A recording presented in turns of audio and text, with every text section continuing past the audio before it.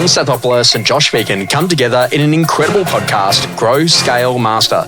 An energetic approach to drive progress, master skills, build strengths and put the strategy back into rapid business and personal success. Backed by real-world experience in rapid scaling to playing the long-term game of business, it's the story of all the lessons learned on the journey to mastery. Be inspired, renew your energy and chase the future with Grow, Scale, Master. Con, today's the big conversation for a lot of business owners. Profit is not an option. I love that heading. It's not an option. It's not an option. No. This is an absolute requirement. So one of the things I think is really important is that, it takes markets like these for people to really understand, how their businesses actually work and getting some of the basic financial principles in place. So I got a couple of little things that I think are interesting. And one of the ones was about really understanding what your break-even point is. And so what is a break-even point? This is like my old accounting days coming out. But the basic idea that revenue is exactly the same as expenses. So if you can get to that break-even point, every dollar after that is an arguably profit. Yep. Now, why this is a really important foundational idea is that that's how we were taught to do break-even. But the way that we now do break-even is we say, well, what does it actually cost to run the business? Yes. So what are all of your expenses? Yes. And then on top of that, add 20%. So you actually have a guaranteed 20% profit line. Yep. And so that now becomes the new break-even point. And so let's say, for example, that you go, okay, great, my total expenses to run my business is $1 million as an example. I'm now going to say that literally I'm going to add 20% to that. So it's now going to be $1.2 million is cost. And so then what I'm going to say is I'm going to divide that by 10 months of the year. So I now need to get a minimum of $120,000 in revenue per month for 10 months a year. Yep. And the benefit of that is that if I get any revenue on the 11th and 12th month, that's like pure profit, unexpected, out of the books, in order to be able to go to get the growth. So we take the annualized cost base, call that $1 million, we divide that by 10, so that then we're in a position that we think that our costs are $100,000 a month. And that gives us 2 months where there'll be no expenses, and that's actually okay. But it's a really nice way to kind of get yourself engineered to know that you've got a minimum profit amount. And I think a little bit about it, like you go to put money in the bank, you get 5%. Go to a good ETF, maybe 8 or 9%. Yep. At maybe 15, you're starting to earn a little bit extra for your energy and effort. And at 20, you've got probably a pretty good business. Now, there are some businesses which are solo operators, which can run at 40 and 50% margin. But the problem with those businesses is they can't scale. Correct. And they can't get any time. I think the thing is with this, though, is why does it take markets like this to work out what your break-even is? I think because it changes. I know it does. And what I mean by that is that maybe in the era where money is fast, you spend money fast. And so all of a sudden, we'll get that extra subscription or we'll do that extra thing. Yes. And then also too, technology is changing. So the cost of that, and now all of a sudden you used to have signing technology, but now it's included in your CRM or now you needed this, but now you don't. And I think that you really get back to the core.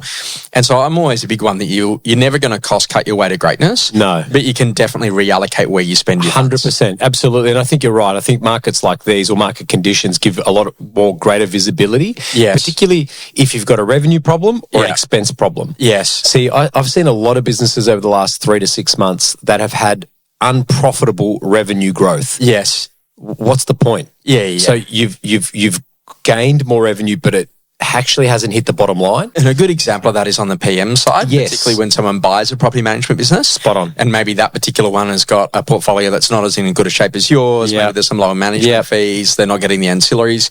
So I just say that, one of the first jobs of any business owner is to fix the fixed cost first. Correct. So how do I get to a point that my monthly or annual recurring revenue is higher than my monthly or annual recurring expenses? So then I've got an annual or a monthly recurring profit. Yep. And for when I first start out, I think that's if you're a cold startup, as you no doubt were when you were doing Parramatta, although you had a bit of revenue coming, is that how would you get to that point if the business was not already at that stage? Yeah. And that might be through really aggressive growth in your PM business, buying out a competitor to try to get to a minimum amount of profitability, and then paying down some debt, as a part of that.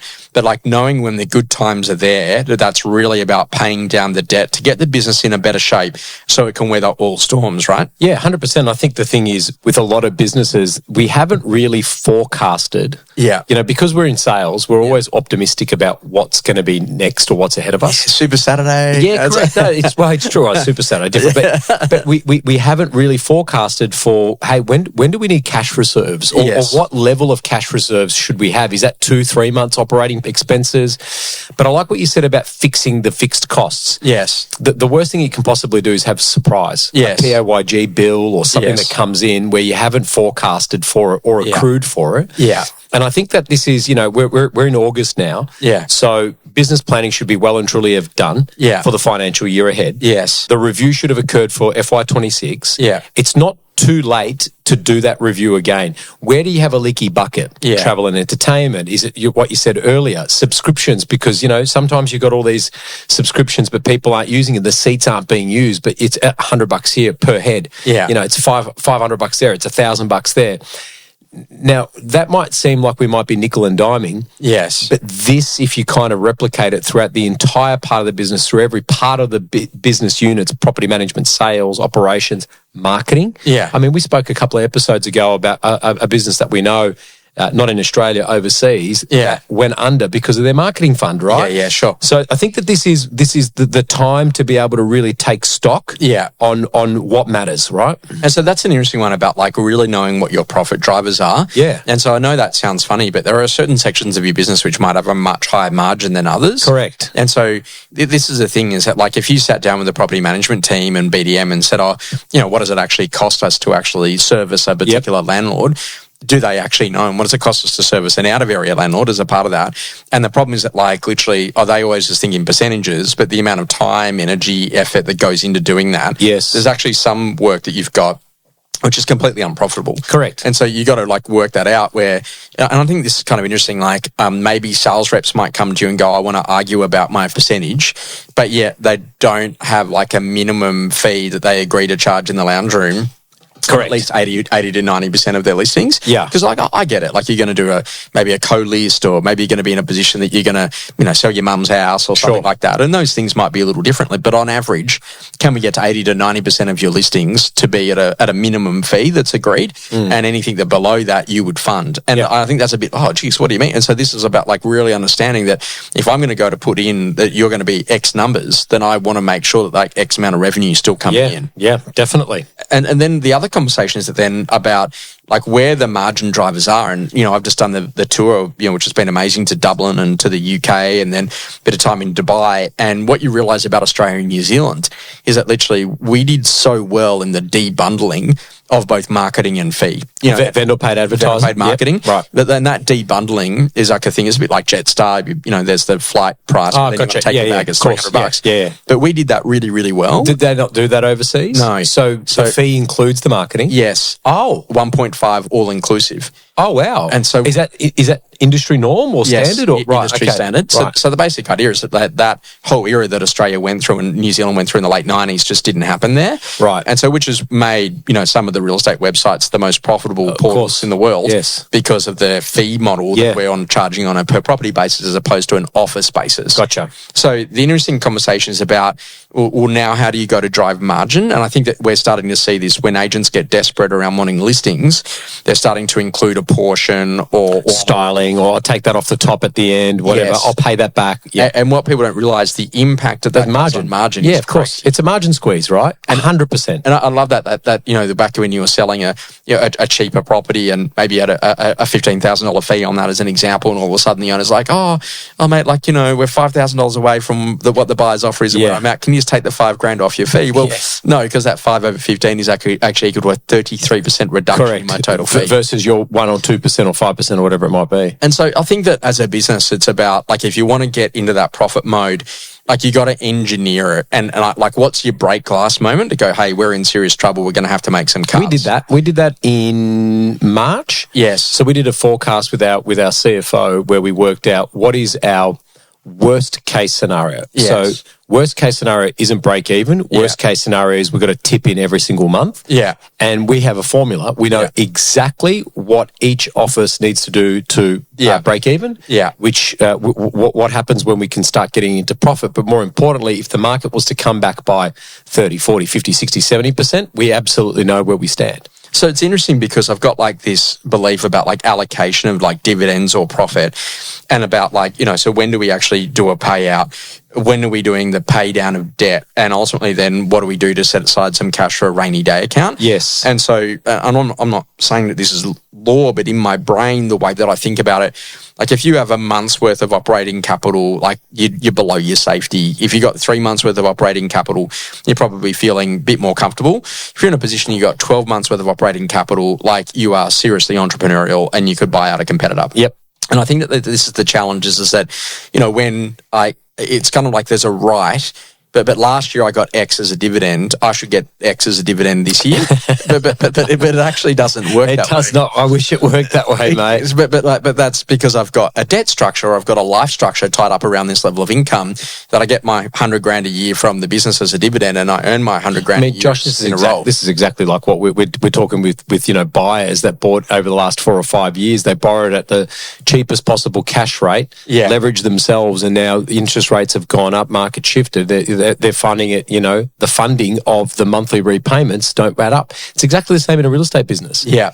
At what point do we start, thinking about this as more of a business, not as a cash register where we can just take when things are going really well? And I think that you got to sit down and explain that to people to say, hey, like this is what we're doing in terms of our capital allocation or dividend allocation. And so that you can actually go to see that the value of the business is going actually up. Increases. Paying down Correct. the debt on the property management asset. Yeah. And I think that, Phil Harris spoke about that, once where he said, I didn't feel that well off until later on. I actually had to look and realize that I'd paid down so much debt. That I had an asset. Yeah. Correct. And that was the problem, that he was only ever looking about what was in the bank account and he didn't feel well enough to go and buy a new car as an example. But that story, whether you're a principal or you're an agent, is exactly the same. So, when we've got great market conditions is when you start seeing fancy cars and watches and suits and, European holidays and whatnot, which, by the way, if you can afford it and you've earned it, you should enjoy it. Yeah. But this is a business. Yeah. We need to operate it as a business. So the market is not always going to be up. Yeah. I mean, we might have the next 10 or 15 years in New South Wales or in Australia as, a relatively flat, stable market. That's exactly right. So what do you do then? You're going to have to adjust the way that you spend or the way that you live. Yeah. Let's not put ourselves into a position where it's hard to live or our life, I guess the choices that we make around our lifestyle get heavily impacted by market conditions. And I think that that whole idea is, just don't get too carried away. And when a market's going really well, understand that. But squirrel it away. You got to know. But I don't think that's exactly on the Instagram account. It's not a sexy thing to go, hey, so what are you doing this weekend? You want to save something? As a part of that conversation. Experiences that rapidly shaped you. That 3, 5 and 10x thing was, I've had that in the blueprint almost since day one. You have. And I was like, I learned, in the very minimal days, it's like, oh, okay, great. So, if it's going to cost me $1,000, in order for me to pay for my room, to rent a room and stuff in Sydney when I was first starting 20 years ago, okay, great. And then I kind of worked it out. I was like, okay, if I just have 3 times that in my bank account for the month, that's going to be pretty good. And then only 5 times, 10 times, mate, we're walking tall. And so then I started to learn that as life and debt structures and life infrastructure, changes in terms of your requirements, those numbers continually change. And I think that for anyone who's ever saved a deposit for a house, you feel so wealthy the day before. And then so poor when you hit transfer. Yeah. And then all of a sudden, you're like, oh man, but then you don't realize you've actually bought an asset. Correct. You're leveraging. I think just on that, the thing that's rapidly shaping me at the moment is exactly the same. Is we do a financial year budget post-mortem on, the last financial year. We're forecasting, looking ahead, what's happening. We're looking at all parts of the business. When was the last time we actually did that with ourselves and our own financials? So, and I think Phil spoke about this on one of your podcasts a long time ago, was the budget that you set with yourself. Yes. So have you done a net, a balance sheet and a profit and loss on your actual self? Yes. What does it cost for Josh to live? It's very expensive. What does it cost for you to live every single month? But more importantly, what is your net position? Yeah. Right. And I don't think we have enough visibility on that. I think we're too much in the now, not so much, in the future. Something that's changing your view. I was thinking about the speed and volume of work. And I'm going to say to you, however much time I can give to the work, it's amazing the work can fulfill the time. And I just think that literally the more that technology turns up, and I was listening to a podcast on AI the other day, and I thought it was kind of interesting. Everyone's faster, but no one's richer. Yep. And more work has been created. So less jobs are going to AI. Yes. The AI is creating more. I mean, we're seeing that in property management, right? Yeah. So we get an email or a correspondence from a tenant in particular. Yeah. It's written by ChatGPT. It references the act. Now our staff have to do so much more work. Not that they're not opposed to it, but just the complexities with it. Yeah. I think one thing that's changing my view is, I've spoken about this before, I'm sure, definitely you and I have. Yeah. That interview that Matthew McConaughey did with Nick Kyrgios. Oh, yeah. You're still playing that. I watched it again this morning at 3:43 a.m. Okay. My brand new baby girl, Alexandra, was up. And so, I fed her and put her down, and then I was awake. When do we fall back in love? Yes. With the basics. When do we fall back in love with mastering the mundane, the routine? Yeah. I think this next period in New South Wales and in Australian real estate is really going to reward those that follow process, keep it very simple, but are absolutely executors when it matters. And what I mean by matters, all the basic stuff. Yeah.